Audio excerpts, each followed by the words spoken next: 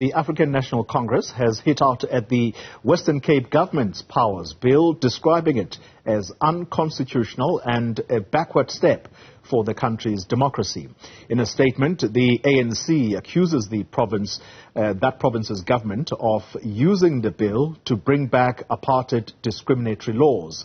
Now, the bill is aimed at transferring certain national functions to the provincial government. The Western Cape government is saying this will help address the failures of government. Let's get more detail now as to why it is that the ANC is not impressed by this proposed bill. And we're going to speak to now the ANC's Western Cape spokesperson, Mohammed Khalid Said. Mr. Said, thank you very much for your time. Let's focus the attention on the bill, if we can. What is it about it that you say harks back to the days of apartheid? Thank you very much, and my greetings to the viewers. So this particular bill, number one, it is unconstitutional. It undermines Section 5 of the Constitution, which clearly outlines the role and responsibility of provinces. It creates it's a attempt to usurp national government powers and responsibilities. It further plays into the narrative, and here's where the apartheid issue comes in.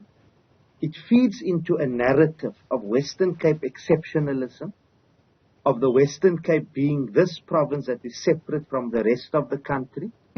And it gives the ability, and this is what's very dangerous, because if you've seen how things are happening now in the city of Cape Town, and I'm wearing the Palestinian scarf, and I did so deliberately, where people's paintings of the Palestinian flags, for example, are being removed.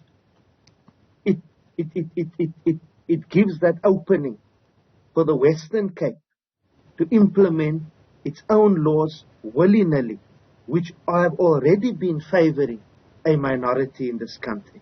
And that's the problem. Even if you look at the impetus for the DA to have pushed this, we first found the Freedom Front Plus pushing the Western Cape People's Bill, Cape Exit pushing Cape Independence. So this comes within that context.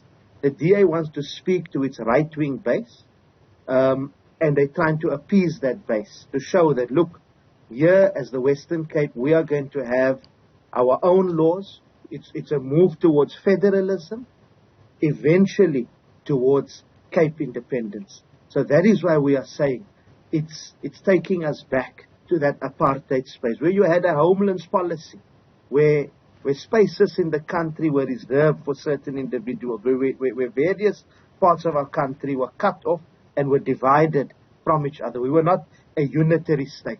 It's taking South Africa away. It's an attempt to take us away from being a unitary South Africa. We're supposed to cooperate as different spheres of government and provinces, and not develop separate like this bill wants to purport.